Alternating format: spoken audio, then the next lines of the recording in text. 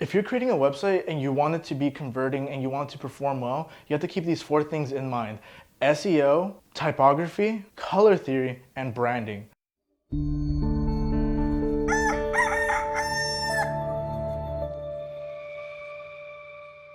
So let's start with SEO. SEO is basically how well it's going to rank on search engines such as Google, Bing, Yahoo, all of those. You guys know the drill. 80% of people click on the first 3 links from a Google search, and the rest of them are just kind of forgotten about. To do this well, you need to make sure your meta tags, your meta descriptions, as well as your images and all of your content is on point and it all makes sense and is coherent with what you're trying to convey as a message. Meaning your meta description says one thing and the content on your website still says the same thing. So make sure your website is ranked in the top 3, if not the top 1. So color theory. Color theory is basically the art and science of how people react to color. Color evokes emotion. If you use the right colors, you will evoke the right emotions. Think red is attributed to anger and green is attributed to earth and more calm and collected. And basically knowing your colors and what they mean and what emotions they evoke will help you convey your messages visually a lot better than if you were to ignore them. Typography is more than just fonts. It's fonts, consistency, contrast, and more importantly, it's the way that the types interact with each other. Meaning you have to know what the difference between serif and sans serif is off the top of your head, and you have to know what 2 combinations of fonts evoke what emotions. Because if you're trying to do a more serious advertisement, you're not going to use Comic Sans. And I'll put an example of what Comic Sans looks like up here, as opposed to Times New Roman, which is supposed to convey a more serious message.